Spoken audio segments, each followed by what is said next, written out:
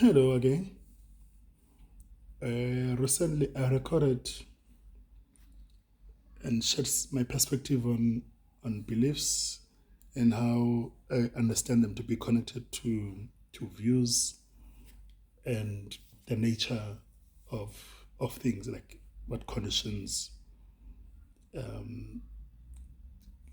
create certain views and what kind of views do we put our beliefs on.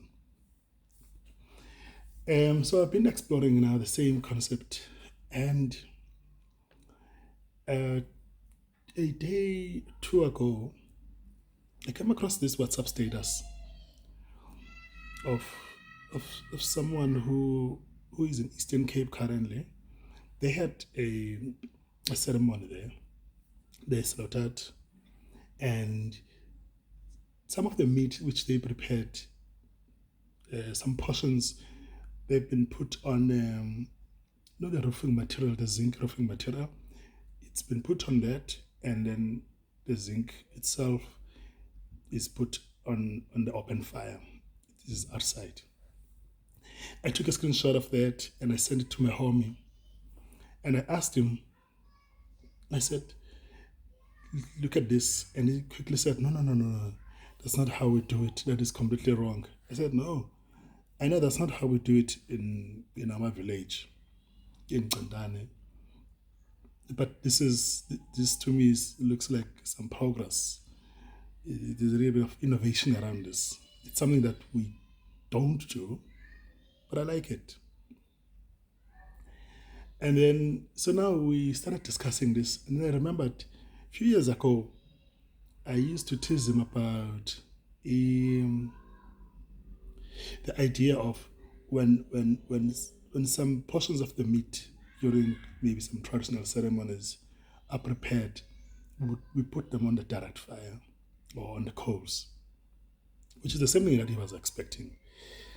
And then I used to say to him, Bana, why can't we lift this and like put it on a net the way you would normally do when you're having a braai here in the city? Why do we have to put it on directly on the coal or on the fire, on the open fire? And he would say, no, no, the culture doesn't, that is not our culture, whatever. Okay, sure, I get it. Then part of this exploration, if you look around the world, you'd find that certain groups of people, they practice things in a certain way.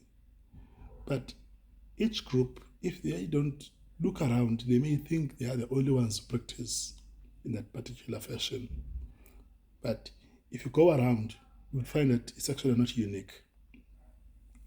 If you go to maybe to Nigeria, you go to China, and you track and come to South Africa and you track back a certain point in time, a certain group of people who belonged, or let's say, who lived in similar conditions. You'd find that they used similar methods, not exactly the same, but find that they used similar methods for food preparation, for sleeping arrangements, the order at which food is served. In some groups, children eat first. In some groups, children eat last. In some groups, it doesn't really matter. But sometimes there's a significance in terms of the order and the approach. And that can be tied down to culture. It can be seen as a culture. And we know that culture is something important, right?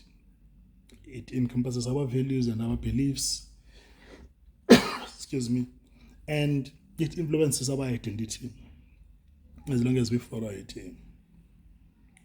Now, why am I exploring this? Because in my last recording, I talked about how views influence our beliefs, and how conditions bring about the views, and the importance of the recognition of views and beliefs, so we can be able to see beliefs as beliefs, and we can see what is being believed when it's being believed, and understand that beliefs are not necessarily, not even talking about spiritual beliefs, I'm talking about like understanding of things. So beliefs are not necessarily inherent in our biology. They are not necessarily our destiny. Like if you believe that this is how I do things, it should always be that way. You don't have to. So I explored that in my last. So now I'm exploring it a little bit further. And I'm tying this to culture, to traditions, maybe rituals. But the importance is that we can now start to recognize that some of the things that we do as tradition, a repetition of certain things, is not necessarily inherent in who we are. We started doing or practicing certain things because of certain conditions. So because people had access to certain things, certain materials, for example, in this example of these people from a different part of Eastern Cape, where they are using this material to prepare their meat, we don't use it. It's possible that if we can have a conversation, excuse me, with them, you find that at some point in time they also put it in the direct fire, on the direct fire, and on the coals, and this is some innovation that is new. So you can actually see how adaptive people can be, and how they can start tweaking some of the things that have been seen as a culture or as a tradition, and how hard it is to shake off some of the old habits. Because the thing is, anything that seems to threaten the idea of who we think we are, we resist it. We reinforce the old ideas and the old beliefs because that brings up comfort. I mean, that is the familiar thing, because familiarity brings comfort. So you don't want to try anything new. So in the case where I spoke with my homie, in that context, he would rather not try anything new because that would threaten his identity and who he thinks or understands to be. And he doesn't want that to change. And he would rather reinforce the old ideas that he's familiar with than to bring anything new, any innovation. There may be some things that are changing actually in the traditional system, but they're not noticeable in big ways because small changes are not noticeable, but they are actually effective. Now, if you fast forward when you come to today's buzz of mental health, it got me thinking, how much of our attachment to our identity is actually causing us to suffer every day because we don't want to shake off the old habits, the things that we're familiar with, the things that we think make us who we are, because we feel that if we tweak them, they will change who we are, and we're not comfortable with that. We're not ready to explore and see if something changes, who would I become? And then you'd rather reinforce the old ideas.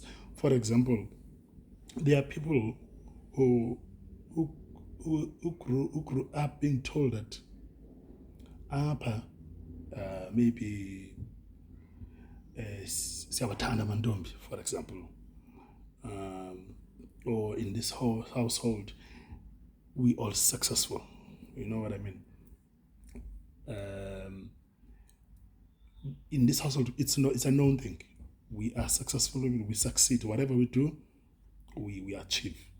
Now, you've been conditioned, but at some point, if you don't see the conditioning as a conditioning, and you see that as inherent, as if it's something unchangeable, as if it's your destiny, then it doesn't give you the opportunity to explore.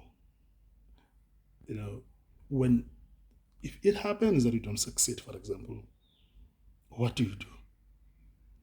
How about exploring the possibility of accepting that oh, now I didn't. And that's the reality, in this particular instance, I failed. And you accept it. Instead of feeling bad about it and then suppressing that over and suppressing it, even when you try again and you still fail, and you suppress it because you're thinking, if I don't succeed, then I'm not part of the tribe.